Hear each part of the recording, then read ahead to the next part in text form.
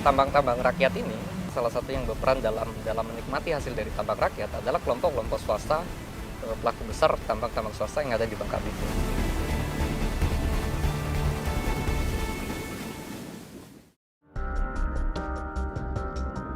Inilah Pulau Bangka.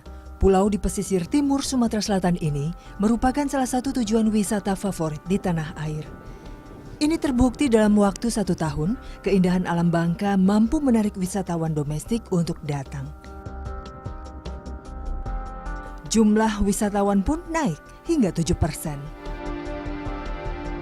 Tidak hanya menyimpan tempat-tempat wisata yang menarik untuk dikunjungi, Pulau Bangka di Provinsi Bangka Belitung juga merupakan penghasil timah terbesar di Indonesia.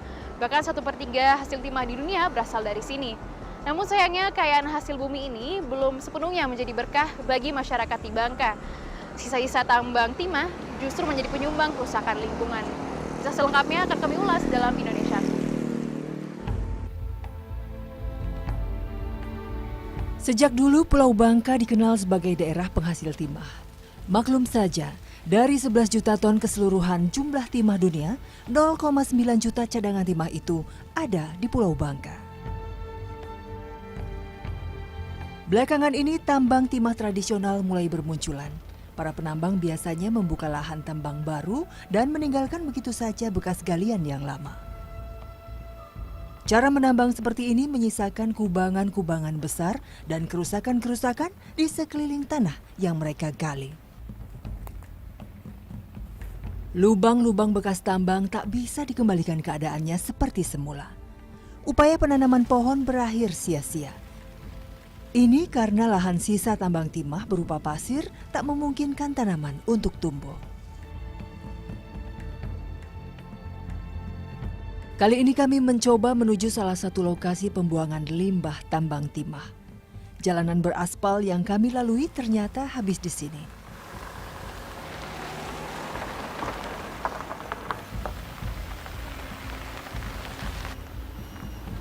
Dan akhirnya kami sampai di tempat yang kami tuju. Kabarnya, tempat pembuangan limbah ini tidak pernah sepi. Banyak orang mencoba mencari peruntungan dari limbah tambang yang dibuang di sini. Para pendulang limbah bekerja siang malam mencari sisa-sisa biji timah yang masih ada. Kebanyakan dari para pendulang ini dahulu adalah para penambang liar. Kini mereka beralih mengolah sisa-sisa limbah tambang dari perusahaan timah yang masih beroperasi.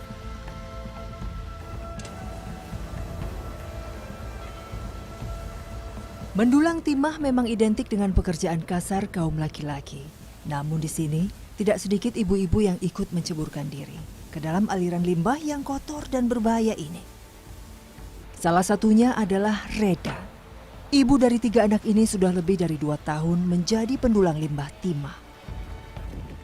Saya pun tertarik untuk mengetahui bagaimana para warga bisa mendulang timah dari buangan limbah. Ternyata ada 2 tahap mendulang limbah tambang menjadi timah.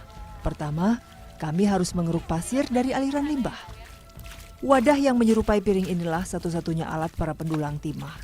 Pasir didulang dengan cara diputar untuk mengurangi jumlah batuannya. Jika bintik-bintik hitam mulai terlihat, tumpukan pasir kemudian dikumpulkan ke dalam ember. Sepintas terlihat sangat mudah. Namun mendulang limbah tambang ternyata perlu ketelitian. Mereka yang sudah terbiasa tahu betul bagaimana gerakan tangan yang harus dilakukan. Biasanya mereka menghabiskan waktu 1 jam untuk mengumpulkan 1 ember pasir mengandung timah. Setelah ember penuh, ternyata pekerjaan belum selesai. Saya dan Reda harus membawa pasir yang sudah kami kumpulkan untuk disaring lagi. Di pinggir kubangan, para pendulang berjejer rapi untuk memisahkan timah dari pasir. Pasir kemudian dituang ke atas karpet ini. Tumpukan pasir kemudian disiram air secara terus-menerus. Ini agar batuan kecil dan pasir terbuang bersama air. Sifat timah yang berat tidak akan ikut terbawa dan tetap menempel pada karpet. Pasir pun terus disaring hingga tinggal biji timah yang tersisa. Para pendulang biasa menyebut proses penyaringan ini dengan istilah mencuci. Jadi setelah dicuci, ini hasil timahnya udah mulai kelihatan nih hitam-hitam ini. Kalau misalnya segitu, boleh diambilin, Bu? segini tuh baru dapat 1 kilo, padahal tadi ngambilnya bisa 4 sampai 5 ember. Dan walaupun pekerjaannya berisiko karena terkena campuran limbah, ya cuman pekerjaan ini yang bisa mereka andalkan untuk memenuhi kebutuhan sehari-hari. Ini.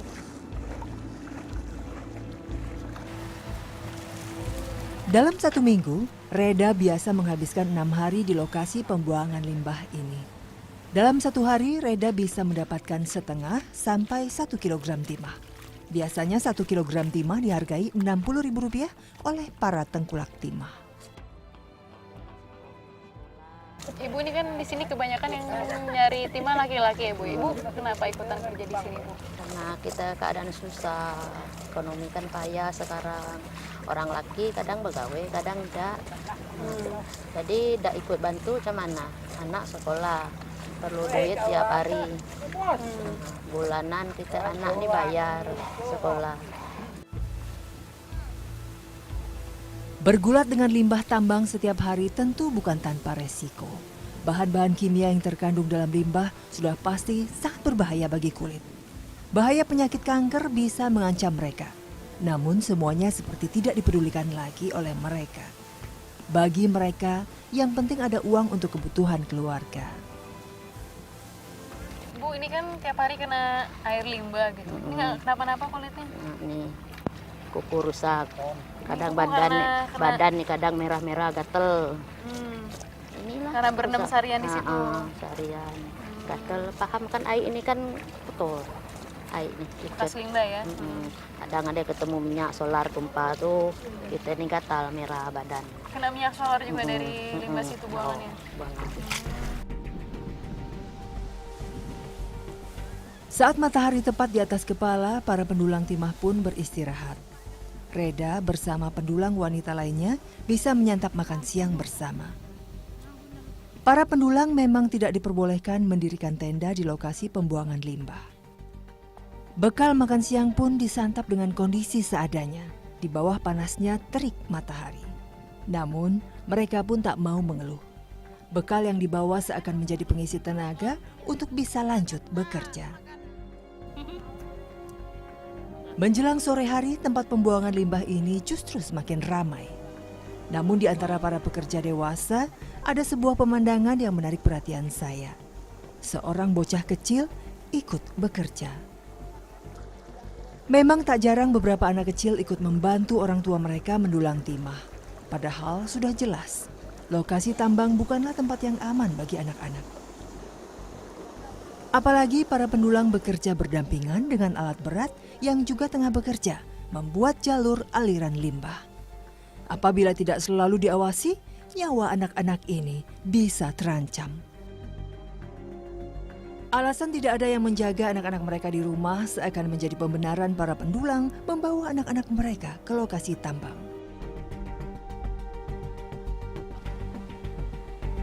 Tadi udah sekolah? Udah. Kelas berapa? 2. Kelas 2. Kalau pulang sekolah nemenin bapak ke sini ya? Tapi kamu tahu timah yang mana? Yang kayak gimana? Yang hitam. Berarti biasa limbang-limbang juga ya? Pakai piring. Lebih senang ikut bapak di sini atau di rumah? Lebih senang ikut bapak di sini main-main pasir ya?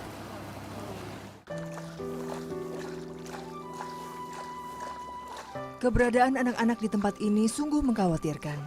Data penelitian Walhi menyebutkan, angka anak putus sekolah tertinggi banyak ditemukan di lokasi penambangan. Bahkan di Provinsi Bangka Belitung, angka putus sekolah untuk usia remaja menempati posisi tertinggi di antara daerah di Indonesia. Besarnya mencapai 43%. Berkenalan dengan uang sejak anak-anak menjadikan mereka rawan meninggalkan bangku pendidikan. Inilah yang dialami Dedi. Sudah sejak sekolah dasar, Dedi bekerja mencari timah.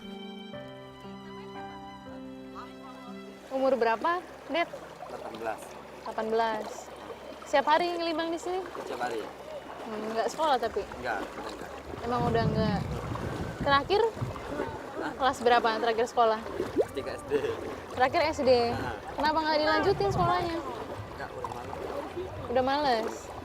Terus setelah putus sekolah itu ngapain? Langsung kerja? Kerja DI tadi.